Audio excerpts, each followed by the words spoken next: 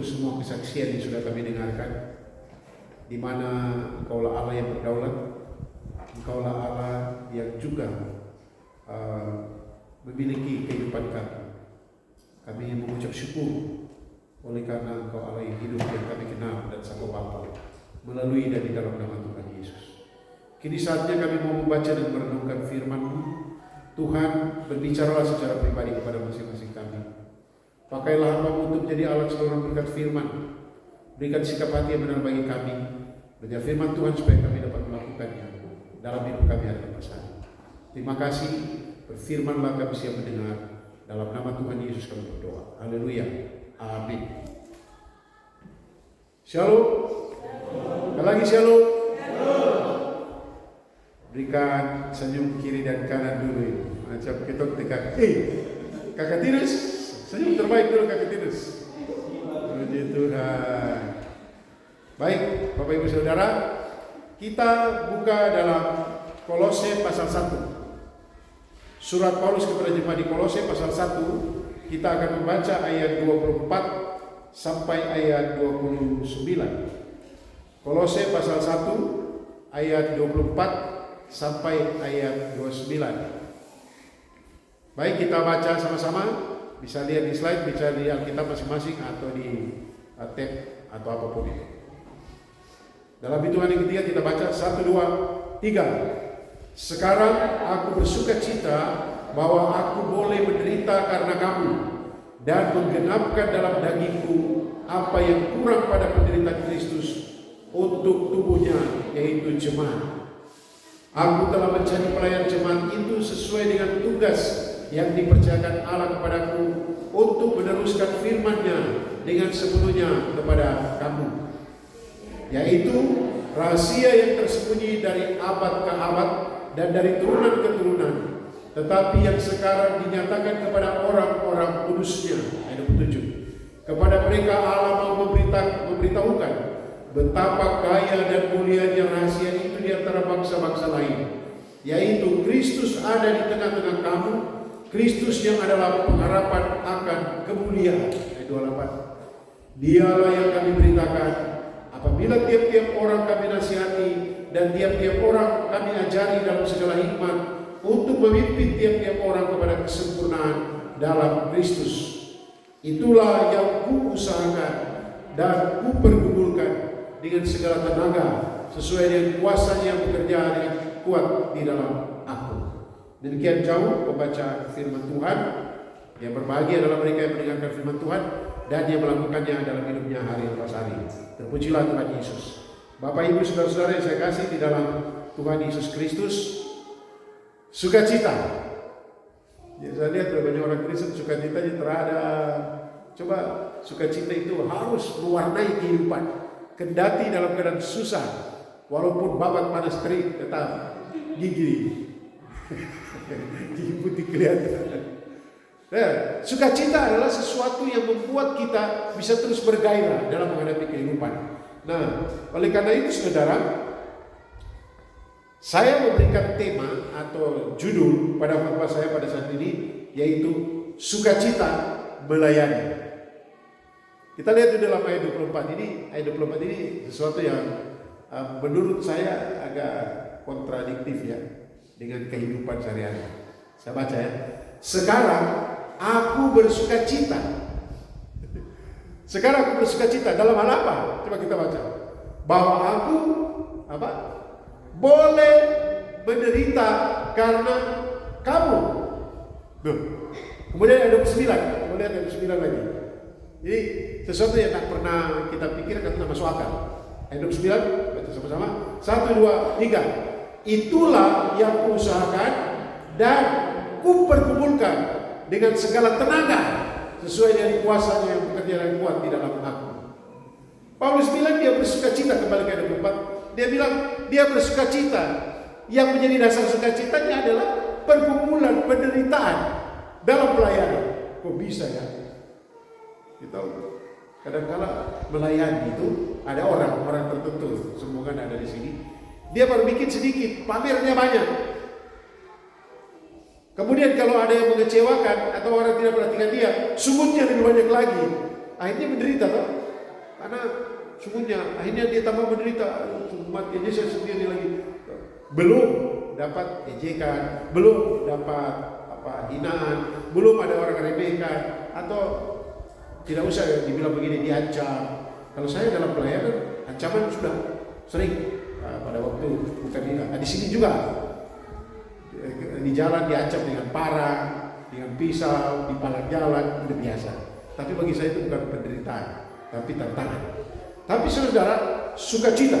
Karena itu tema saya, sukacita dalam melayani. Coba kita lihat dulu Filipi pasal 2. Ini Paulus ya, karena dia tulis surat ini, Tuhan pakai dia tulis surat ini. Kita baca Filipi pasal 2 ayat 17. Ini agak luar biasa. Sama-sama kita baca ayat 17 pasal 2 Filipi pasal 2 ayat 17. 1 2 3. Tetapi sekalipun darahku dicurahkan pada korban dan ibadah imanku, aku bersukacita dan aku bersukacita dengan kamu sekalian. Rupanya tema sukacita ini penting bagi setiap orang percaya. Yesus Kristus sebelum dia naik ke surga, dia bilang aku akan berikan damai sejahtera dan berikan sukacita.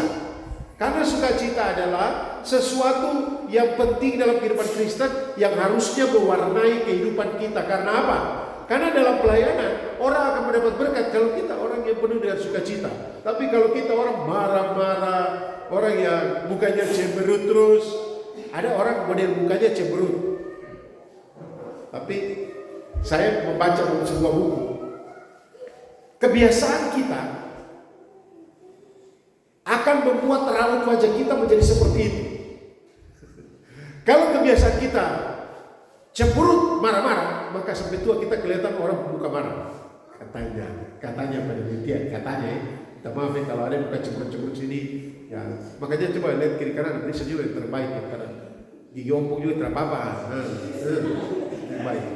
Karena itu akan mewarnai kehidupan kita dan orang diberkati kalau kita wajahnya. Coba bayangkan saudara datang di gereja sini, ibu gembala, bapak gembala, hamba Tuhan yang melani, Pak Yos, Ibu Delvi, dan ada kakak-kakak. Pas masuk, oh mari, masuk. Kau duduk di muka sana ya. Waduh, benar hukuman terakhir kali. Takkan ku datang lagi. Apalagi sementara khotbah tiba-tiba HP bunyi, semua mata lihat ke dia. Baru buka terlalu lagi. Kasih tinggal saja, itu dia tidak sengaja kasih bunyi barang itu. Tinggal saja. Begitu kan?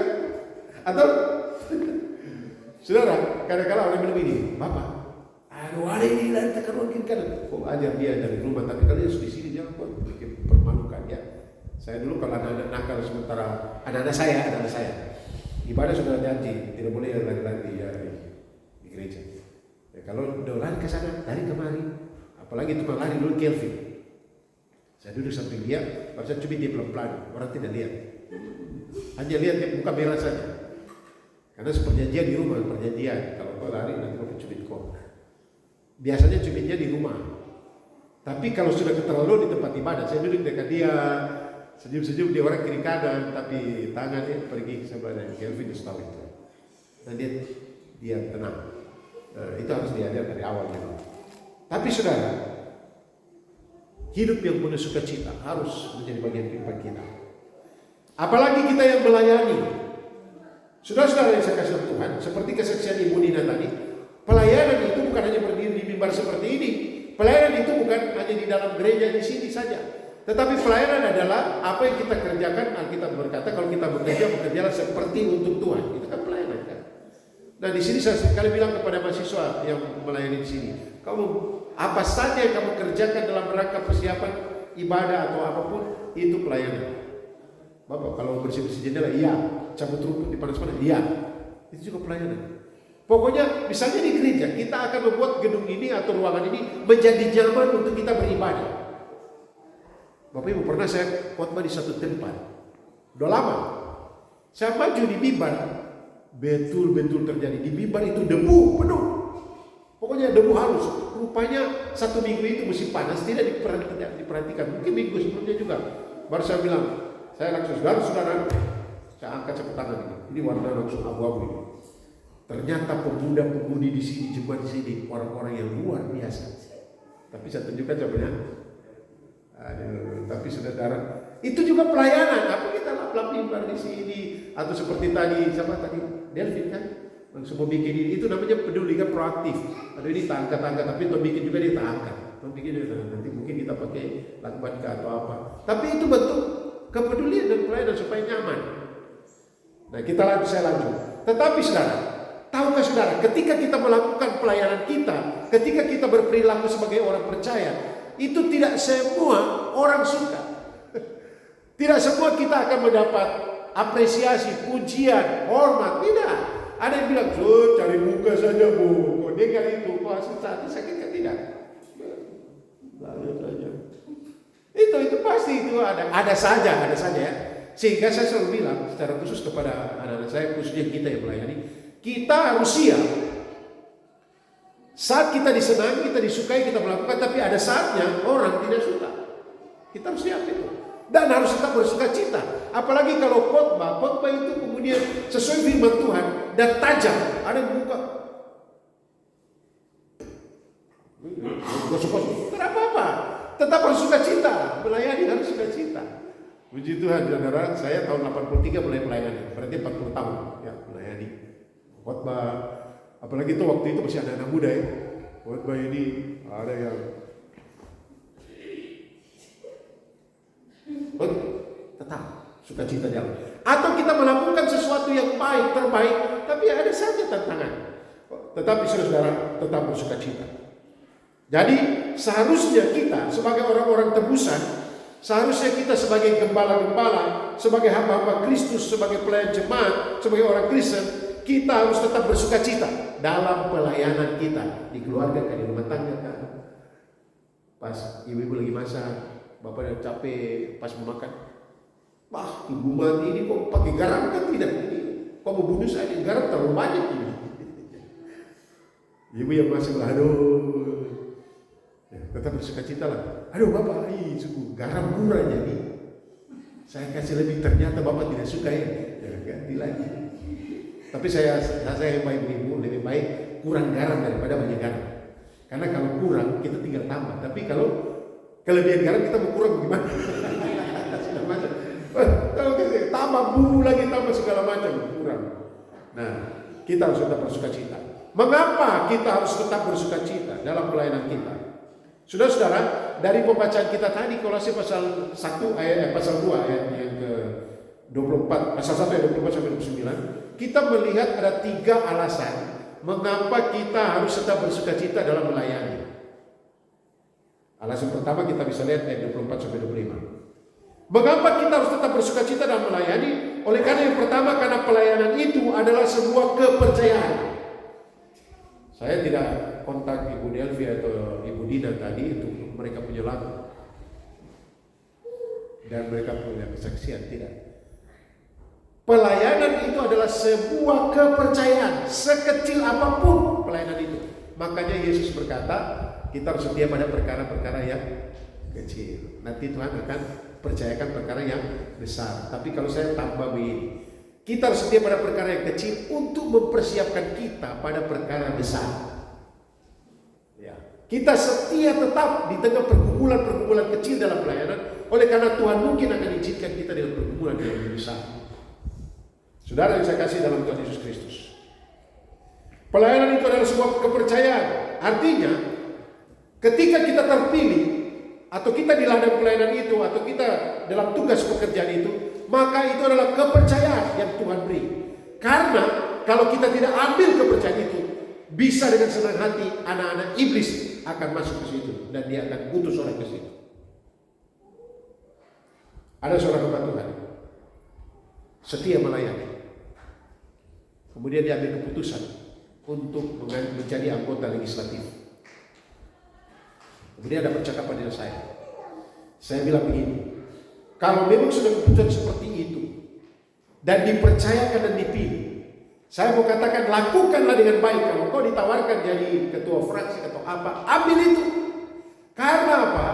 Karena kau yakin kau ditempatkan Tuhan di situ. Dan kalau kau tidak ambil, maka dengan senang hati iblis akan mengutus anaknya untuk ambil kedudukan di jabatan itu. Dan kita tidak bisa buat apa-apa. Jadi kalau kita dipercayakan, artinya apa? Jangan kita bilang, saya tidak bisa, saya tidak mampu. Memang tidak mampu. Tapi bersama Tuhan kita akan melakukan perkara-perkara yang besar. Amin. Saudara-saudara yang saya kasih Tuhan, mari kita perhatikan dalam Kisah Para Rasul pasal 9 ayat 4. Ini latar belakangnya. Kisah pasal 9 ayatnya ke-4. Ini Rasul Paulus, dia ada di dalam perjalanan menuju ke Damsyik. Dia mau bunuh orang-orang, atau dia menganiaya atau menangkap orang-orang Kristen di Damsyik. Kemudian Tuhan berperkara dengan dia dan dia rebah. Mari kita baca ayat 4 ini. 1, 2, 3. Ia rebah ke tanah dan kedengaranlah olehnya suatu suara yang berkata kepadanya, Saulus, Saulus, mengapakah engkau menganiaya aku? Saulus, Saulus, mengapakah engkau menganiaya aku? Saudara-saudara, Paulus bangga, Paulus bersyukur dan bersukacita karena dipercayakan. Kalau statusnya yang lama, saudara, di kelompok Yahudi, dia orang terpandang, dia di masa yang sangat terkenal.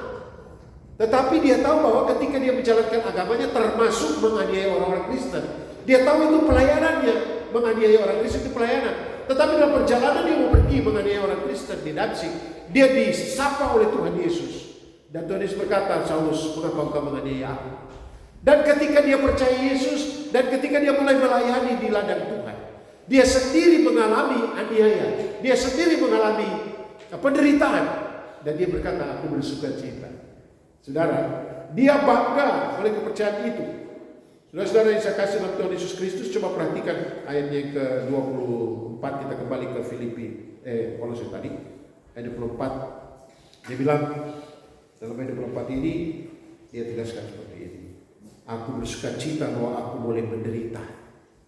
Aku bersukacita karena aku boleh menderita. Dia bangga, bersyukur dan bersukacita karena dipercayakan untuk menderita bagi Kristus. Ayat 25, bagi Paulus dipercayakan menjadi pelayan jemaat adalah kebanggaan tersendiri. Dan dia berkata seperti ini ayat 25, aku telah menjadi pelayan jemaat sesuai dengan tugas yang dipercayakan Allah kepadaku untuk meneruskan firman-Nya dengan sepenuhnya kepada kamu.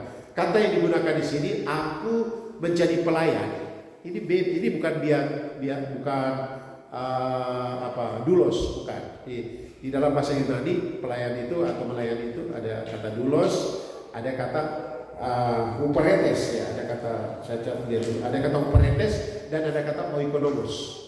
Nah, saya jelaskan Bapak Ibu, ini bahasa yang Bapak Ibu asing di telinga toh. Di sini Paulus bilang begini, aku telah menjadi huperetes. Huperetes ini adalah orang yang jadi budak. Kemudian budak itu tugasnya apa? Kebanyakan huperetes tugasnya di kapal-kapal perang Romawi.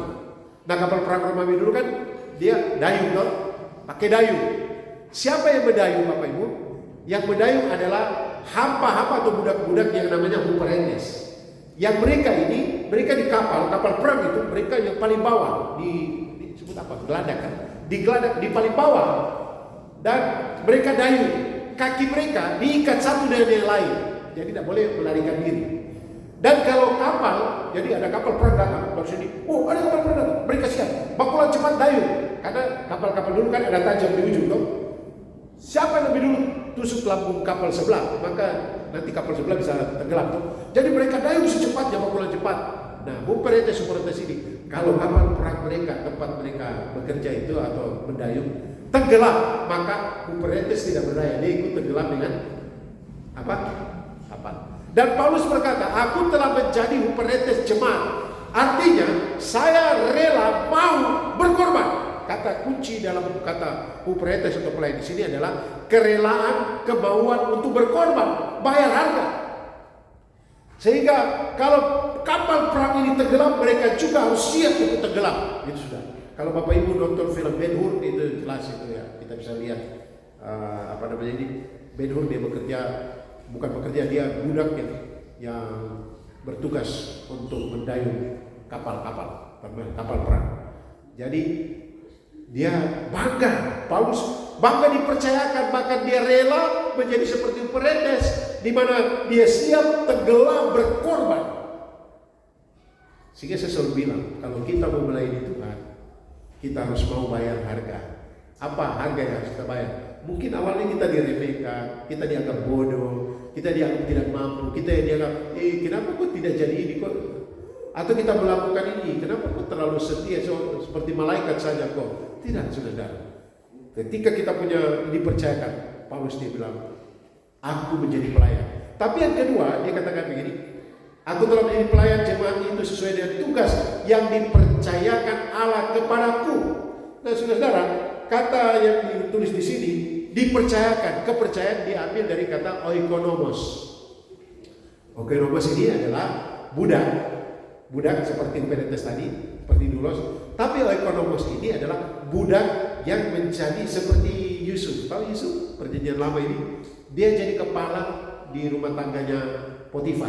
Jadi oikonomos adalah orang budak yang dia menjadi pengelola keuangan rumah tangga keluarga. Orang-orang kaya ini dia yang jadi akuntannya, dia yang atur uangnya. Ya, kalau di bupati ada bendara bagian rumah tangga tuh, ya kayaknya seperti itu. Dan Paulus bilang penekanannya bukan dia punya uang banyak, tidak.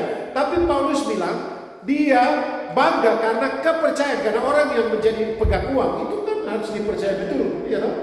Nah, makanya dibilang kepercayaan. Dan Paulus menempatkan diri dia dalam pelayanan dia tetap bersukacita karena sebuah kepercayaan untuk berkorban dan kepercayaan untuk dapat menjadi pribadi yang bisa dinilai oleh semua orang. Orang pribadi yang dapat dipercaya. Bapak Ibu saudara-saudara yang saya kasih dalam Tuhan Yesus Kristus. Di minggu-minggu Natal ini ada dua pribadi yang kita bisa belajar. Yang pertama Yusuf.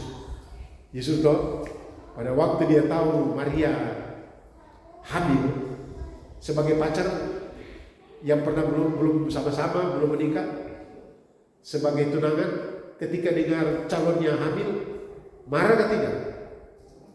Emosi ke tidak? Kalau Alfa kapan?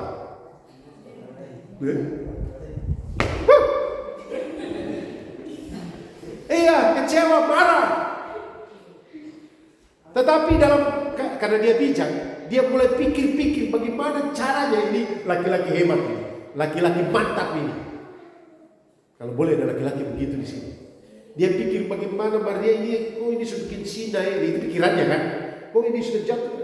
Saya mau ceraikan tapi mau diam-diam saja biar orang Arab biar saya bersalah. Biar mungkin orang berpikir aku Yusuf ini yang melarikan diri, telantarkan dia. Karena dia cintai betul perempuan ini. Laki-laki kalau cintai perempuan, maka sekalipun mungkin dia jadi korban, yang penting perempuannya ini aman. Nah ini kayaknya kalau ada laki-laki begitu di sini kan mantap ya. Ibu-ibu gimana? Mantap atau tidak? Mantap. Pokoknya ya. Tapi sementara dia pertimbangkan untuk mau ceraikan Maria secara diam-diam, ya dia kan meninggalkan toh. Malaikat bilang, Yusuf, bayi yang dikandungnya itu adalah dari Allah. Dan mari kita lihat di dalam Matius pasal 1 ayat 25. Matius pasal 1 sebenarnya mulai dari ayat 18. Ayat 24. Ya kita baca 1, 2, 3. Sesudah bangun dari tidurnya, Yusuf berbuat seperti yang diperintahkan malaikat Tuhan itu kepadanya. Ia mengambil Maria sebagai istri. Saudara, ini kepercayaan. Ya kan? Dia mengambil Maria sebagai istrinya untuk menjaga bayi itu. Betul luar biasa. Kemudian pribadi yang kedua di Natal ini yaitu Maria. Kira-kira Maria dia pusing kan ini awalnya. Malaikat datang. Jangan takut hai Maria. Sesungguhnya engkau akan mengandung. Aku ini belum bersuami. Dia bilang begitu. Aku ini belum bersuami. Malaikat tenang. Sesungguhnya engkau akan mengandung. Dan mari kita lihat di Lukas. Lukas pasalnya yang ke-1 ayat 38. Tapi kita lihat dari ayat 37. Lukas 1 ayat 37 dan 38. Nah, ketika Maria berkata seperti itu, aku belum bersuami, malaikat bilang begini, sebab bagi Allah tidak ada yang mustahil. Kemarin saya tanya Ibu Dina dan Pak Theo, kami semua berdoa kamu supaya Tuhan memberikan anak. Siap ke tidak? Saya tanya serius, betul. Kami berdoakan. Jangan malu-malu, siap, saya siap. Oke, kami akan doakan. Sebab bagi Allah tidak ada yang mustahil. Coba lihat ayat 38. 1, 2, 3. Kata Maria, sesungguhnya aku ini adalah hamba Tuhan. Jadilah padaku menurut perkataanmu itu. Lalu malaikat itu meninggalkan dia. Dalam bahasa Yunani, Maria bilang begini, aku ini hamba Tuhan. Oleh karena aku ini hamba Tuhan, mari jadilah padaku apa yang kau katakan itu. Artinya dia tetap berharap. Ini mau mengandung. Ini orang yang belum menikah. Mau mengandung pada zaman itu resikonya dilempar dengan batu sampai mati karena dia akan bersinar. Tetapi dia percaya bagi Tuhan tidak ada yang mustahil. Malaikat memberitahu, mari. Nah saudara, ini contoh yang luar biasa. Kalau kita melayani, kita harus tetap bersukacita. Dan kalau kita baca dalam pasal 1 selanjutnya dan pasal 2, Maria dia memuji Allah. Pasal 1 coba kita lihat. Lukas pasal 1 ayat yang selanjutnya itu 39 kan. Coba kita lihat ayat 39. Lukas pasal 1 ayat 39. Nah, ayat 40 mulai dari 46 sudah ayat 46. Lalu kata Maria, jiwaku memuliakan Tuhan dan hatiku bersedih, bergembira karena Allah juru selamat. Dia bersukacita. Saudara-saudara, sebagai orang Kristen, sebagai orang percaya, kita harus tetap bersukacita dalam pelayanan kita, dalam tugas tanggung jawab kita. Kita harus tetap bersukacita. Mengapa? Karena pelayanan itu adalah kepercayaan. Bilang kiri kanan, pelayanan itu kepercayaan. Baik sebagai istri, sebagai suami, sebagai apapun, di gereja juga itu kepercayaan. Yang kedua, mengapa kita harus tetap bersukacita dalam pelayanan? Oleh karena pelayanan itu memberitakan hal yang mulia. Oleh karena pelayanan itu menyampaikan berita yang mulia. Kita bisa lihat ayat 26 dan 27 dalam Kolose tadi. Ayat 26 dan 27. Saudara-saudara, artinya apa? Ketika kita melayani Tuhan, walaupun kita bukan pengkhotbahnya, tapi cuma siapkan fasilitasnya. Ini kan enak kita ya. Kita bisa baca sini. Saya sebagai pengkhotbah, apalagi mantan kabur-kabur, ada televisi, ada layar di depan, saya bisa baca. Ya, itu sangat menolong. Ya. Dan kemudian ada yang mengoperasikan slide di belakang. Itu luar biasa. Nah saudara, ini kita harus pahami bahwa itu semua bermuara pada pemberitaan firman seperti ini, memberitakan Injil seperti ini. Kenapa kita harus tetap bersukacita? Karena yang kita sampaikan dalam pelayanan bukan berita kaleng-kaleng, bukan hoax, tetapi beritanya berita yang mulia. Mulia artinya agung. Karena apa? Karena beritanya hari ini telah lahir bagimu juru selamat, yaitu Kristus Tuhan di kota Daud. Mengapa penekanan hari ini telah lahir bagimu juru selamat? Oleh karena apa? Manusia sudah jatuh dalam dosa dan upah dosa ialah maut. Ada penghukuman yang kekal di neraka. Tetapi ketika ada berita bahwa melalui Yesus Kristus ada keselamatan, wah itu berita sukacita, berita yang mulia. Kenapa misionaris datang? Orang-orang dari antar benua datang untuk melayani di mana-mana, memberitakan Injil. Karena yang mereka beritakan ini adalah berita mulia. Sehingga ketika mereka di tengah pergumulan, persoalan, tantangan, mereka tetap anggap ini kecil. Yang penting ini tidak akan menghalangi saya akan beritakan Injil. Dalam kondisi apapun. Dalam kondisi menjadikan, tetap dalam keadaan sakit, dalam keadaan tekanan, tetap berita Injil harus disampaikan. Itulah sebabnya saudara yang saya kasih dalam Tuhan, mari terus doakan hamba-hamba Tuhan yang beritakan Injil di mana-mana. Tetapi pakailah diri kita untuk menjadi alat keberkatan dari Tuhan, tetap mempersiapkan fasilitas, tetapi juga dalam bicara tentang Injil. Dan kita harus tetap bersukacita. Sekalipun kita memberitakan Injil, dia bilang, Yesus itu bukan Tuhan. Yesus itu dia manusia yang mengaku Tuhan. Itu tidak apa-apa. Apapun kata orang, itu Yesus menurut konsep mereka. Tapi Yesus menurut konsep Alkitab adalah Yesus yang lahir di Bethlehem. Yesus yang adalah Allah datang ke dalam dunia. Dia dikandung oleh Maria, perawan Maria, dilahirkan di Bethlehem pada zaman Pontius Pilatus. Dia disalibkan. Dia mati karena dosa-dosa kita. Dia bangkit dari antara mati, mengalahkan maut. Dia naik ke surga, menyiapkan tempat bagi orang yang percaya, akan datang kembali. Itulah beritanya. Itu kita ada di sini karena itu. Nah, kalau kita cuma kumpul-kumpul, jadi senang-senang, haleluya, puji Tuhan, sampai saja dengan arisan. Tapi kita di sini oleh karena ada berita mulia yang kita dengar dan didorong untuk kita melakukan atau menyampaikan berita mulia itu. Jadi kita harus tetap bersukacita karena kita bukan sampaikan berita hoax, tapi orang kan sekarang banyak panakutnya begini. Ada berita situ, Yesus Tuhan segala macam itu rohani, tapi di bawahnya bilang begini, tolong sebarkan berita ini, kalau tidak engkau tidak akan diberkati dan dikutuk sampai 7 turunan. Itu tipu. Ya, kalau masa bersuruh orang beritakan bikin takut-takut begitu? Tidak ada, kita bilang begitu. Tapi pergilah, jadikan. Yesus berkata, kenapa kita harus pergi? Yesus bilang, kepadaku telah diberikan kuasa di surga dan di bumi. Karena itu pergi. Jadi karena semua bangsa murid. Jadi alasan kita pergi bukan karena kita takut-takut, wih nanti kita dikutuk. Tidak, karena ini perintah teragung dari pribadi yang teragung. Beritanya mulia. Saudara-saudara, apa beritanya? Kalau kita baca di dalam Kolose itu, beritanya itu adalah Kristus. Kenapa tidak pakai Yesus di situ? Kristus itu dalam bahasa Yunani, Kristos, dalam bahasa Ibrani, Mesias. Karena ini bicara tentang pribadi yang dijanjikan Allah untuk kelepasan dosa manusia. Di samping berita tentang dia yang akan menjadi raja nanti, tetapi ini berita tentang kelepasan, berita tentang dosa juru selamat yang seperti yang dikatakan oleh malaikat, hari ini telah lahir bagimu juru selamat, yaitu Kristus dan kota Daud. Saudara, Allah sebenarnya Tuhan Allah pilih Israel, ya. Di saat cerita sedikit ke Israel. Jadi mulai dari Abraham dipanggil, dipilih oleh Allah. Kemudian dari anak Abraham, berapa anak Abraham? Dari Sarah berapa dan Sarah? 1 loh. Anak perjanjiannya siapa? Ishak. Karena kita berkata keturunanmu Ishak. Jadi dia dan Sarah ada perjanjian. Ishak punya anak berapa?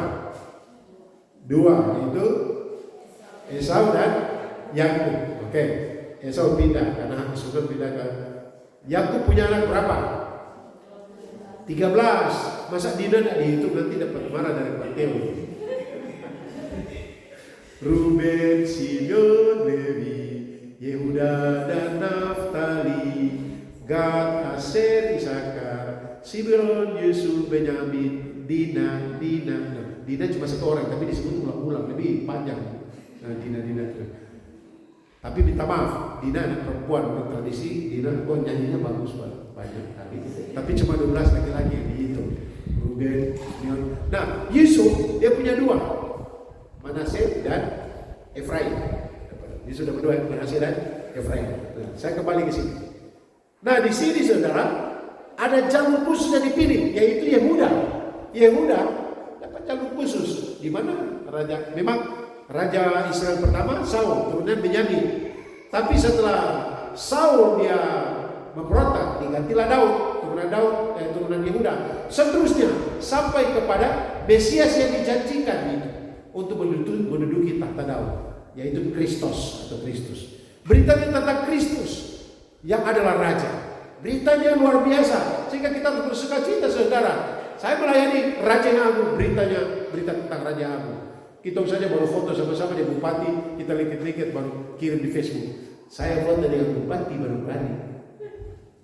Masa raja segala raja untuk diberitakan? Untuk bupati ini cerita semangat tentang bupati. Masa raja segala raja kita?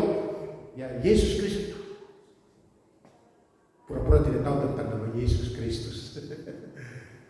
Kita harus bersukacita karena berita yang kita sampaikan berita mulia. Yang ketiga, ayat 28. Kolose pasal 1 ayat 28. Kita baca sama-sama. Oh, tadi disebutkan ya, ayat 28-29. Dialah yang kami beritakan, apabila tiap-tiap orang kami nasihati dan tiap-tiap orang kami ajari dalam segala hikmat untuk memimpin tiap-tiap orang kepada kesempurnaan dalam Kristus, itulah yang kuusahakan dan kupergumulkan dengan segala tenaga sesuai dengan kuasanya yang bekerja dengan kuat di dalam aku. Yang ketiga, mengapa kita harus tetap bersukacita dalam pelayanan? Oleh karena pelayanan itu memimpin orang kepada keselamatan. Tadi tentang beritanya berita yang mulia, yang agung. Tetapi yang ketiga, kita tetap bersukacita dalam pelayanan oleh karena pelayanan itu akan memimpin seseorang kepada keselamatan. Saudara-saudari saya kasih Tuhan Yesus Kristus, Dialah Yesuslah yang kami beritakan. Dialah juru selamat, kata Paulus. Ayat 29. Oleh karena dia memberitakan Kristus yang adalah juru selamat, maka coba kita lihat. Dia lakukan caranya bagaimana? Aku usahakan. Yang kedua apa? Kukumuli. Jadi orang tidak bisa beli. Aku usahakan untuk beritakan Injil. Tapi soal pergumulan jangan nih. Aduh, saya tidak mau menderita. Tidak. Saudara, penderitaan itu bisa mengikuti kita. Saudara, saya kasih tahu Yesus Kristus. Yang usahakan, yang kukumuli, pergumulkan. Kemudian apa? Dengan segala apa? Tenaga. Jadi kalau ada orang ada lagunya, saya tahu pengarang lagunya ini, dia pasti punya maksud seperti ini. Jangan lelah bekerja di ladangnya Tuhan. Kalau saya kata yang ini, pasti lelah bekerja di ladangnya Tuhan, tapi jangan kau tenggelam di kelelahan. Karena kalau orang melayani tidak lelah, maka dia melayani tidak apa? Tidak dengan segala tenaga. Setengah-setengah saja. Dia bikin sedikit, baru dia. Makanya doanya, Tuhan, kunjungilah mereka satu persatu. Oh diam, dan Tuhan harus kunjungi. Tuhan, berkatilah mereka. Jangan pakai saya Tuhan. Orang lain boleh. Ya kan? Kadang-kadang konsep kita, doa kita hebat. Doa kita luar biasa. Oh Tuhan, kami berdoa, Tuhan tolonglah mereka di tengah pergumulan. Kau mau kasih keluar 5 rupiah, 500 rupiah, 1000 rupiah untuk bantu orang yang lapar atau mendukung pelayanan? Tidak. Bagaimana bisa itu ya? Tidak mungkin terjadi, saudara.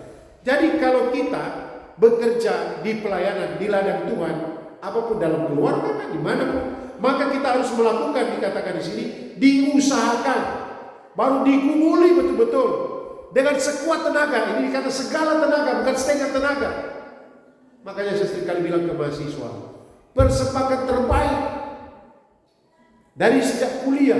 Saya kuliah baik kuliah waktu masih di Fakultas Teknik maupun kuliah teologi, itu tidur itu jarang ya tidur. Pernah kuliah S2 saya tidak tidur 3 hari, kerjakan tugas. Kemudian pelayanan lagi. Karena apa? Karena di ladang pelayanan kita harus mempersembahkan segala tenaga sesuai dengan kuasanya. Tapi saya mau beritahu satu hal ini, Paulus bilang apa? Rasul Paulus bilang sesuai dengan apa? Kuasanya yang bekerja dengan kuat di dalam aku. Artinya apa? Artinya karena kita tahu kita lemah, kita tak berdaya, maka kita harus mengandalkan Tuhan. Kita harus mengandalkan kekuatan Allah dalam usaha dan pergumulan dengan segala tenaga. Kalau kita mengandalkan kekuatan sendiri, kita capek dan kita bilang sudah, saya sudah dari kemarin, sekarang kamu lagi. Saya tidak. Betul? Sekarang saya tanya Bapak Ibu, pernah dengar cerita Musa waktu dia lari dari Mesir toh? Dia lari dari Mesir karena takut. Dia pergi, akhirnya dia kawin di Midian ya. Dia satu kali dia lagi menggembalakan kawanan ternaknya, dia lihat ada belukar yang menyala. Dia heran-heran, ini belukar menyala tapi tidak terbakar, tidak habis. Dia pergi dan dia heran-heran. Sekarang saya bertanya, kenapa belukarnya menyala tapi tidak terbakar? Seperti kita bakar rumput toh, langsung habis kan tidak? Ini tidak ada. Jadi menyala tapi tidak terbakar. Apa sebabnya? Sebabnya ialah karena Allah yang menyala, bukan belukar itu yang menyala. Kita juga, kita mengusahakan, kita menggumulinya dengan sekuat tenaga kita. Tapi kalau mengandalkan diri sendiri, nanti kita capek. Dan ketika capek kita mulai bilang, kenapa dia tidak? Kenapa saya terus? Kenapa begini? Kenapa begitu? Wah, saya saja kau orang di sini kan. Ketika hal seperti itu selesai sudah, tamat. Tapi kalau Tuhan, saya tidak mampu. Saya juga bisa marah dengan orang yang tidak datang. Contoh di Alkitab itu siapa? 2 perempuan ini. Siapa? Akhirnya mengeluh marah-marah. Maria dan Marta. Siapa yang tukang? Marta datang, Yesus datang, disambut, ya. Terus dia langsung sibuk di dapur, kerja sana, kerja sini. Maria kok duduk di kaki Yesus. Mungkin Marta sambil kerja dia lihat lur mati, capek. Terus dia datang kepada, akhirnya emosinya sudah meningkat. Dia dekati ke Yesus. Guru, saya capek belakang kalau kau pulang. Ini dona satu ini, perempuan satu ini dia duduk saja terus di situ santai-santai. Tuhan bilang apa? Marta, Marta, oh sio Marta, Marta, oh sibuk. Tuhan Yesus tidak suruh dia masak kiri kanan. Bagus, apa yang dilakukan bagus. Tetapi ketika dia melakukan itu, dia tidak memprioritaskan relasi dengan Tuhan. Kita saudara-saudara banyak kali saya bersyukur, saya dan mama dan ibu dalam pernikahan kami sudah 34 tahun. Itu cukup lama juga melayani bersama, jalan bersama dalam pelayanan. Kita capek kan? Capek Bapak Ibu, capek. Apalagi ada sakit toh. Apakah kita bosan? Saya tidak bosan, pelayanan saya tidak bosan. Terus terang tidak. Orang bilang saya bosan. Saya bosan di jemaat di gua, tidak. Saya tidak pernah kata bosan. Makanya ini minggu-minggu tersulit bagi saya, sehingga sulit saya tidur malam. Hanya minta belas kasihan Tuhan. Tapi saya beritahu Bapak Ibu Saudara, dengan pertolongan Tuhan, maka kita akan melakukannya saja. Kita pakai kacamata kuda. Orang lain mungkin tidak melakukan, tapi kita bersyukur kalau bersama-sama melakukan. Tapi kalau mata kita tertuju kepada orang-orang, tidak pandang kepada Yesus, kita akan kecewa. Karena itu andalkan Tuhan. Maka Alkitab berkata, diberkatilah orang yang mengandalkan Tuhan dan yang menaruh harapannya kepada Tuhan. Mau tetap bersukacita dalam pelayanan sebagai rumah tangga, sebagai suami, sebagai anak-anak, sebagai orang tua, sebagai hamba Tuhan, atau kita yang terlibat dalam pelayanan di gereja ini, kita punya halaman di sangat besar, sampai di bawah juga. Di sini hari lepas hari, saya kalau tidak datang hari Sabtu ini macam, aduh Tuhan, gimana yang saya bisa datang ya? Macam kita senang ya, sambil cerita-cerita, kita puji Tuhan ya, ini kita dulu punya kunci pintu gereja ini besar sekali ya. 3 kursi kan sudah lihat ya, 3 bangku, tarik sampai belakang sakit. Tapi puji Tuhan itu sudah akal, hanya sedikit-sedikit itu. Tapi saudara, ada sukacita, ada karena apa? Kan saya kembali tadi, mungkin kita mulai terbakar. Biarlah Allah yang menyala, supaya kita tidak terbakar. Mungkin saya belum pantas sampaikan ini, karena saya masih usia seperti ini. Karena saya masih mau melayani lagi puluhan tahun, masih mau melayani.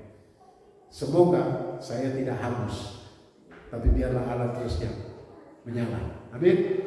Biarlah Allah menyala dalam hidupmu sebagai istri, sebagai suami, sebagai anak-anak, sebagai orang tua, atau apapun yang kita lakukan dalam pelayanan kita. Tetap bersukacita di dalam melayani. Karena apa? Oleh karena yang pertama, pelayanan itu adalah sebuah kepercayaan. Yang kedua, oleh karena pelayanan itu memberitakan berita yang mulia, menyampaikan berita yang mulia. Yang ketiga, oleh karena pelayanan itu memimpin orang kepada hal terpenting, yaitu keselamatan. Tuhan memberkati kita sekalian. Mari kita berdoa. Terima kasih ya Tuhan. Kami mengucap syukur karena Engkau beri kesempatan bagi kami untuk membaca dan merenungkan firman-Mu. Allah Roh Kudus, tolonglah kami untuk tetap semangat di dalam pelayanan, tetapi lebih penting daripadanya tetap bersukacita. Seperti Paulus, dia katakan, sekalipun darahku dicurahkan sebagai pengorbanan untuk pertumbuhan iman orang, dia tetap bersukacita dan tetap selalu bersukacita. Tolonglah kami ya Tuhan untuk bersukacita sejati. Allah Roh Kudus memampukan kami. Kami mengucap syukur untuk firman-Mu dalam nama Tuhan Yesus. Amin. Kembalikan kepada pengacara,